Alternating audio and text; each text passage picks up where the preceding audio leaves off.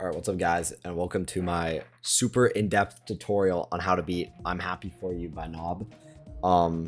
This level is actually not that bad if you know what you're doing. But before you go for this version, you're better off to play the rated version first. It's a lot more straightforward, you know, there's actually checkpoints to it. So yeah, it's better to play the rated version first to beat that than to beat this. But if you're going straight for this, here are the tips and like here's strats that I used, I guess, that made it a lot more consistent to play this. So I guess we'll just start. First straight fly, like this is not that hard, okay? Your first actual like lineup, you don't really have to line this up, but you can if you want. It's just like in the middle of these two spikes, you see a little hover jetpack on the back of your jetpack here. You can line this up with the back of the line, and then you can go up like that. Here, it's better if you just line up inside the spike like this, and you can just sort of like scoot your way over. So like slightly go up, like get into the spike. You know, you have a lot of leeway here. Like there's so much gap here that you can just like take up, right? So you want to get into the spike. Oh my god. And you want to go up. And then you can just sort of scoot over. You don't really have to tap. There's not much leeway here. It's actually like one of the hardest gaps in the whole level. But it does get consistent after a while of just doing it. You know, there's no real like lineup for it other than just like doing it, I guess. It'll get consistent after a while. I was making this like maybe once every like 7-8 attempts, or every like I'd make past here like every 7-8 attempts because I would just flop at the start straight fly here. Here, the next gap after that, you kind of just want to like loop over it. Like one of the easiest ways that I found was just to go like that in one foul motion. And then I guess that just perfectly leads into the lineup here, which is line up the back of your, like line up your like jet booster. Like there's a line on the spike. You want to line your jet booster onto the line in the background, and that will give you a perfect alignment to go into the jetpack. Here, this is a normal straight fly. This gap is a little bit weird. What I would recommend is lining the top of your straight fly, like the top of your ship up with like the top of the spike range, like around here. Like you can see where the spike would like cut off, like around here. Like line up like halfway through here to like here. It's like halfway above the top. And it will give you a perfect alignment into the like straight fly, and it will set you up perfectly. And then this straight fly, just like line up with the spike, I guess, and then just scoot across. There's no real tech to it. Just don't overcomplicate it and don't psych yourself out, because the gap is the same across the whole way. It's just the saw hitbox is the rotated hitbox, so it's a little bit like nervy. For this next section here, with your cube, you want to line up so that your cube is like touching the edge of the spike. And then it's just a perfect alignment. You know, you can just go straight up. This is a pretty tight gap actually. Here, it's better if you get away from the wall. And then you can just straight fly across. I would say try and like pre-aim it so it's like you have a lot of room. You have a lot more room than you think on that. So just line up and go across like perfectly like that. This, you also have an insane amount of room. The gap from here in here is like 20 more pixels or something like that. It's fucking ridiculous. And then your next straight fly, you can just hop across 2 blocks. It's pretty open, so you shouldn't really be dying. And then here, your best bet is just go up like that. So I'm gonna repeat that again. Just go across and go up, because the gap is not aligned with the spike and the saw blade. The saw blade is a little bit above, but it's not enough to notice it when you just fully cross. This is just a normal straight fly. And like the same thing we did over here, we're just gonna align for our cube to be in the like touching the tip of the spike, and it just sets you up perfectly. You know, this is a pretty tight gap, and it just makes it a lot easier. That you just straight fly across. This gap is pretty much the same as the gap over here. You kind of want to line yourself up with like this side here, like the top of your spike, you line it up, and then you can just hop across. This is the same gap as the previous gaps. it just drop all the way down like this. You know, you can just pretty much go through like that. Like, of course, this gap, I've never been like one of these before. It's not hard. It's a lot easier than it is in the nerfed version. But if you just line yourself up around here, usually you can line up. I'm pretty sure the pack of your jet pulse or whatever it is with the line in the background. But it's not necessary. The gap is pretty wide and you can easily eyeball it. Like, there's so much room on that. For the next structure, like here, I would recommend getting as close as possible to that spike to make the micro maneuver over like a lot easier. You can also just straight fly here. There's a lot of room too, but it's not necessary. And then a classic straight fly. And then this is the only info label lineup you'll need for the entire level. There are two that work here, 885 and then 886. 887 works sometimes, but it's not a guaranteed. Like, that will die, that'll die. But I know it works sometimes. Some frames it will work. But I would just go for an 85, 86. Those two are guaranteed to make it. And then on to the first chromatic section of the level. What you're going to want to do here is you're going to want to line up for it to go to the bottom. And then you just want to shoot straight across. But actually make sure to stop. You can just go all the way across. If you have good straight fly, it doesn't take much effort. And then stop there. This part I found got really consistent, but from what I know, it's one of the harder parts of the checkpoint. It's not too bad. It's just a pretty easy straight fly, like all the way through. You know, the gap is actually pretty big. It's free on rapid trigger. Same with this gap. This gap is a lot easier. You can just line, like, if you're using the jetpack I'm using, you can just line up so that like your fragment piece right here is like kind of over the middle of the spike in the middle, and then you can just go up easily enough.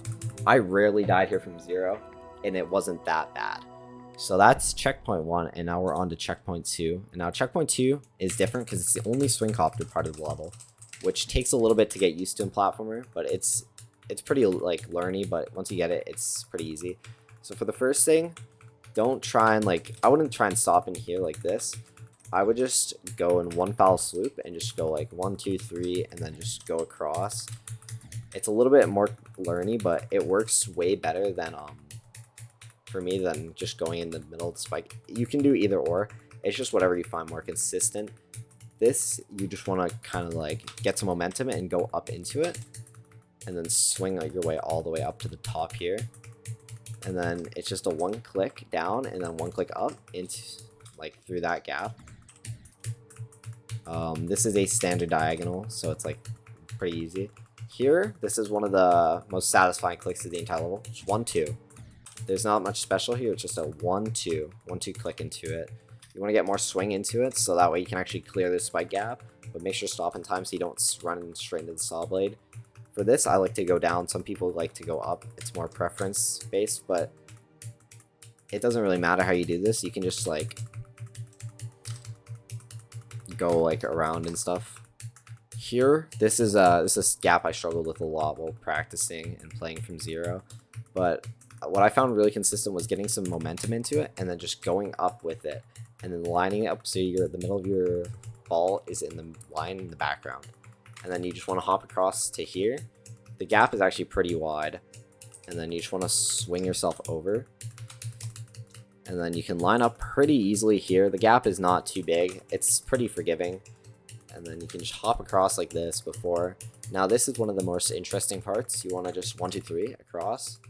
1, 2, 3 across for both of them. Make sure to line yourself up before you go. The chromatic for the ball, you want to wait for the gap to open, and then you want to go in the middle and double tap. And then when you get to the top, you want to click once and then click again, like right about like here. So that way you don't fall into the spike, and then you go up and then you can just click down, line up pretty easily. Don't click too many times in the swing copter, you know, it's not that bad. And then here you can just 1 and then down from the in-between. It takes a little bit to get used to, but once you get used to it, it's pretty easy. Same thing as before with the gates. you can just get some momentum into it and then swing over it like on a jungle bar or something like that. Same with that previous one. Here I like to line up with the spike like you're doing an in-between, and because it just adds that level of safety, you know. You're not going to be like running into the spike or anything like that. You don't have to like fear for like going too low or whatever, or going too high. Also, that bug happens sometimes with the ball. Alright, this is probably the hardest part. Like, this upcoming end to the swing copter is the hardest part of the entire swing copter. 1, 2, 1. Let me repeat that again. 1, 2, 1. And then you want to... So, 1, 2. The 1, 2, right? That gets you up. But it also lets you move over. Because with how the hitboxes are set... Hold on. Because with how the hitboxes are set, you want to kind of adjust yourself so that when you go up, you can align better with the top here, and then you can get into this area, and it's just a 1-2, not like a stall 1-2, just a quick 1-2 in and over, and it's pretty simple after that. Here I like to do 3 clicks in the straight fly, and then stop in the middle. So let me demonstrate that. 1, 2. Some people, I know Ayumi does this, they just go straight across all in one gap. For me, I find this less consistent because I find I just wave up a little bit or wave down too much with the lack of consistency clicking, but it's a lot easier for me if I just go like that and then realign myself and then just go 1, 2, 3. Again, here, what I found really consistent towards the end was just going up into it like that and then having the alignment for it and then not really worrying about it. What I know some other people do is they go like up towards the spike closer instead of being towards the saw blade, and then they do like an in-between like that with the swing momentum. I found that really consistent and I can never really get good at it, but if you find that consistent, go for it. And now we're on to checkpoint 3, which is by far the hardest part in the entire level. I died here 58 times from 0, passing on my 59th. Every other part I passed pretty quickly. And so here, what I would recommend is just get to this point and then just align yourself for it, right? And then you can go up like this. Here, I would recommend getting to about 45-degree angle from when it's perfectly 90 degrees. And then it just lets you like perfectly fall down into it. It's pretty standard rise, I guess, for the rise. You know, you have a lot of gap. These two are probably the hardest gaps in the entire level. I would do the same thing here, just drop into it. Don't really like worry too much about like falling or whatever. And then you can line up in between the two. And it's a lot easier than trying to like line yourself up underneath a spike in case you just fucking die.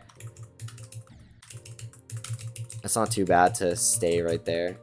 And now chromatic, I would just click up into it. Click consistently up into it. It's not too bad.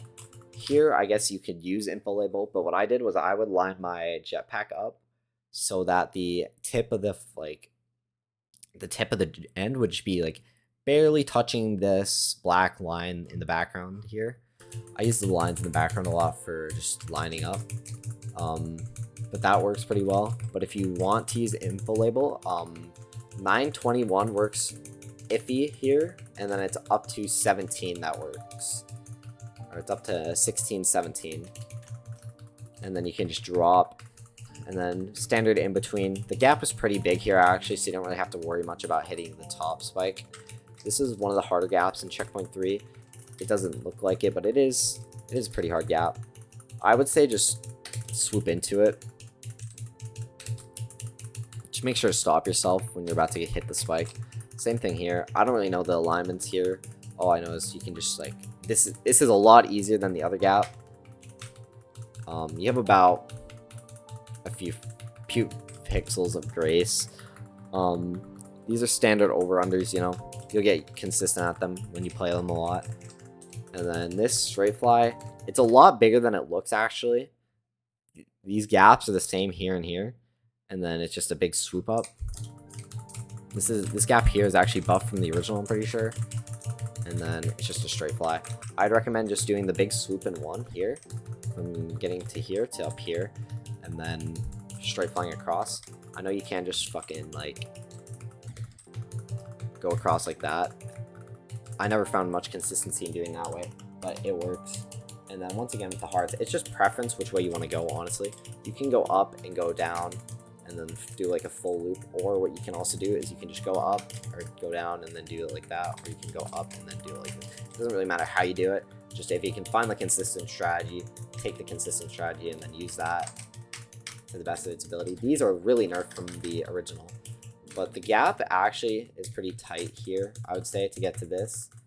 And then it's just a pretty quick, easy, like, over-under. Now for this, I'd recommend lining, like, right about here, and then going across. Now find the perfect lineup of, like, an in-between, and then go up and then over. The heart, it's actually a pretty tight gap. The heart is a pretty tight gap. You know, you're going to be pretty close to death there. I never died there from 0. Most of my attempts were actually spent at the beginning, but that's my experience, and it won't be your experience. And then once you get the heart, you can come down here and you can line up for the in-between here to just straight fly across. And then it's just a basics, like, you're making a circle pretty much with this one. You know, like, you're not doing too much fanciness. You have a big gap here from the saw to the spike. And then if you go up here, this gap is buffed from the original, like, way. But if you just straight fly, you can just cut across like that in a pretty straight line. And then the gap here is pretty forgiving. This is just a basic straight fly. In-betweens, you know, normal stuff. By this point, you should be, like, by the point you get here from 0, you should be pretty good at these. But that's about that, you know. You can't really do much on in-betweens other than just fucking find out where to go for them. Now this gap, this was my best here from 0 before I beat the level. So what I did was I would just like go up like that. I didn't really like try and like do like any like jitter, like any like clicking like that, like micromanaging. I kind of just went for it because the gap, to be honest, is a lot more forgiving than it may seem. Like, let me grab a thing here, because you're interacting with the player rotation hitbox. You're not interacting with the saw blades, so there's a little bit of lenience there. And then here it's just basic old straight fly across. And then it's just another basic straight fly. Here it's the same thing, but instead of going up, you're going down. And you're just going to click consistently going down while the gap opens. And then you have a lot of leeway in between here, a lot more than in the original. And then you're just going to line up, and then you're going to drop in, and then you're going to beat it. And that's how you beat I'm Happy For You Deathless, or I'm Happy For You, depending on which one you're going for originally.